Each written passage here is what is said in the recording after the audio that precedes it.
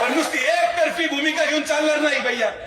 जर आपण छत्रपती शिवाजी महाराजांचे मावळे आहोत, जर आपलं आराध्य दैवत छत्रपती शिवाजी महाराज आहे, आपलं आराध्य दैवत छत्रपती संभाजी महाराज आहे, आपण जर आज भारतरत्न डॉक्टर बाबासाहेब आंबेडकरांचं पूजन करतो या महामानवांचं पूजन करतो, तर आज हिंदू म्हणून आणि नुसतं हिंदू नाही तर छत्रपती शिवाजी महाराजांचा मावळा म्हणून आपली भूमिका नुसतं लव जिहाद विरोधात नको, पण कॉलेजच्या बाहेर उभा राहणाऱ्या प्रत्येक टवाळक्याला ठोका जो महिलांची छेड काढतो, तर तुम्ही हिंदू आहात. हिंदू म्हणजे फक्त मुसलमान शोधून हाणायचे नाही. जो कोणी आपल्या आई बहिणीची छेड काढेल मग तो हिंदू जरी असला तरी त्याचा बंदोबस्त करायचं काम सकल हिंदू समाजाने केलं पाहिजे.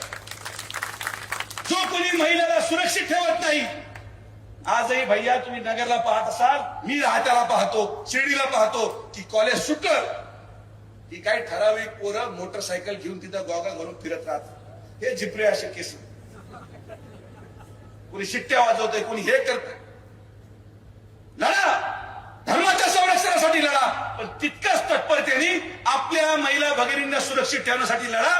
जो कोणी मुलीची छेड काढेल तो हिंदू असो मुसलमान असो त्याला ठोका आणि मग माझ्याकडे या. तुमच्या पाठीमागे सुजय विखे खंबीरपणे उभा आहे. गाईच्या शुद्ध तुपापासून तयार केलेले बर्वाचे हेअर, बॉडी आणि स्किन केअर प्रॉडक्ट्स आहेत ना.